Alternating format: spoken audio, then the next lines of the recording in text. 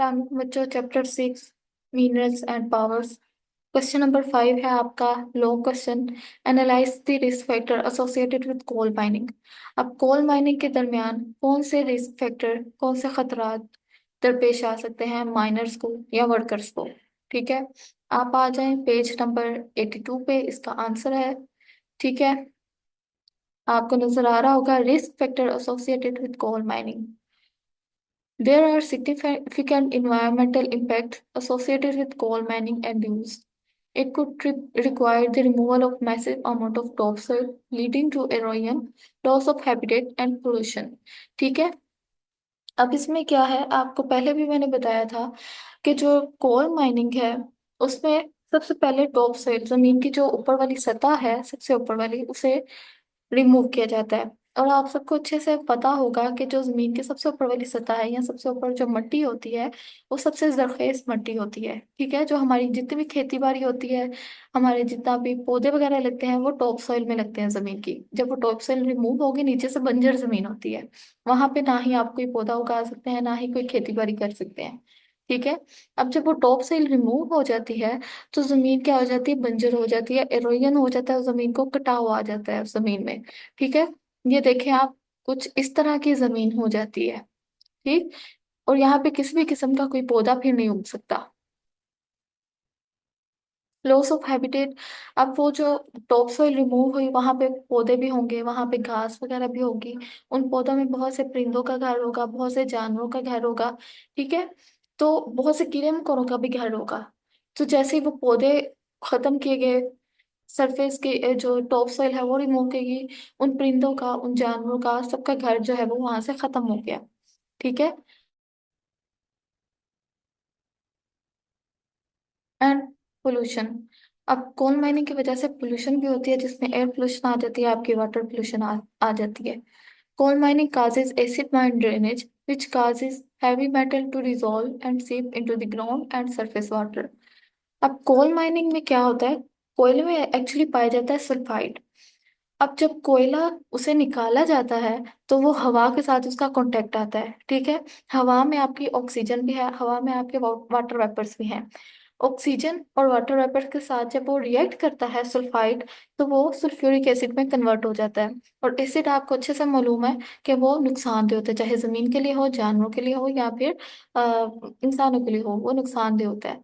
ठीक है, तो वो फिर जो सल्फ्यूरिक एसिड बन जाता है, तो वहां पे मौजूद पानी में जब वो ऐड होता है, तो पानी रिवर रिवर की वजह से भी हो सकता है वहां पे पानी, बारिश की वजह से भी हो सकता है वहां पे पानी इकट्ठा, माइनिंग वाली जगह पे जहां से कोयला निकाला जा रहा है, या फिर अ, जमीन में से वो पानी निकल सकता है। ऐसा भी होता है कि माइनिंग इतनी डीप की जाती है, इतनी नीचे चली जाती है कि नीचे से ग्राउंड वाटर भी आ जाता है। ठीक है, तो वो सल्फ्यूरिक एसिड जब वो पानी के साथ मिल जाएगा, तो वो फिर पानी कुछ जमीन में भी जैसा होगा, कुछ पानी बह के करीबी वाटर बॉडी, कोई भी दरिया हो सकती है, नहर हो सकती है, उसमें भी जाएगा।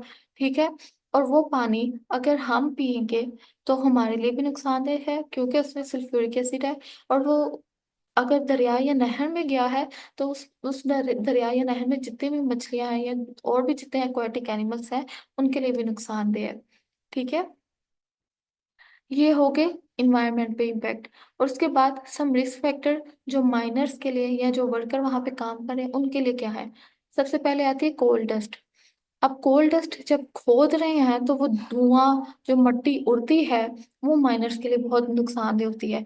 ठीक है, क्योंकि आपको मैंने पहले भी बताया उसमें सल्फाइड होता है, और भी बहुत से कार्सिनोजेनिक यानी कैंसर काजिंग एलिमेंट्स होते हैं, जिसमें आर्सेनिक भी होता है, मर्करी भी होता है।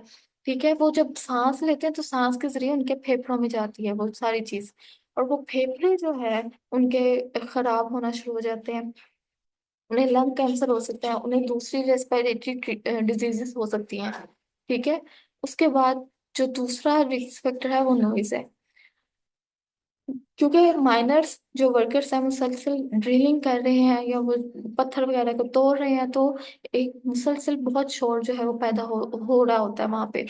बहुत सी मशीनें एट अ टाइम चल रही होती हैं और हर एक मशीन का शोर है। और हमारे जो पाकिस्तान में स्पेशली जो वर्कर्स हैं, कोई भी उन्होंने सेफ्टी किट नहीं पहनी होती, ना ही उन्होंने कोई गोगल्स लगाए होते हैं, ना ही उन्होंने नॉइस कैंसलिंग डिवाइसेस लगाई होती है, ना ही उन्होंने ग्लव्स पहने होते हैं, ना ही उन्होंने मास्क पहना होता है।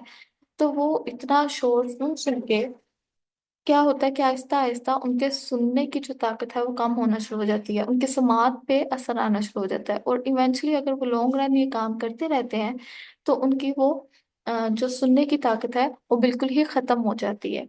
ठीक। उसके बाद आती है हमारी होल बॉडी वाइब्रेशन। जब वो ड्रिलिंग कर रहे हैं या कोई चीजों को तोड़ रहे हैं तो उनकी पूरी बॉडी वाइब्रेट करती है। ठीक है। और इस वाइब्रेशन की वजह से उनके जॉइंट पेन शुरू हो सकती है, उनके जॉइंट खराब भी हो सकते हैं, उनके मसल टूटने का शिकार हो जाते हैं, स्पाइन रीढ़ की हड्डी के मसले मसाइल जो है वो नहीं शुरू हो जाते हैं। उसके बाद एक्सपोजर और केमिकल हैजर्ड्स। अब बहुत सी माइनिंग के दौरान क्या किया जाता है, जमीन को थोड़ा सा खोद के तो उसके अंदर ब्लास्ट करवाया जाता है। और आपको अच्छे से मालूम है ब्लास्ट में जो धमाका है उसमें मजीद केमिकल्स होते हैं। ठीक है। वो केमिकल उस हवा में, वहाँ की मट्टी में, और जो पानी वहाँ पे है उसमें मजीद ऐड हो जाते हैं। और उसका जो कांटेक्ट है वर्कर्स की स्किन के साथ, बालों के साथ, ना कान के जरिए उनके जो है वो लंग्स में जा रहे हैं, या अक्सर होता है कि उनके मुंह के जरिए भी वो चीज़ अंदर केमिकल्स चले जाते हैं जो कि उनके लिए इंतहाई नुकसानदेह होती है। ठीक है। उसके बाद आते हैं हमारे पास थर्मल स्ट्रेस। अब माइन के अंदर, कान के अंदर जो टेम्परेचर है वो ज्यादा होता है। ठीक है। अब जो वर्कर हैं वो माइन के अंदर जाते हैं एकदम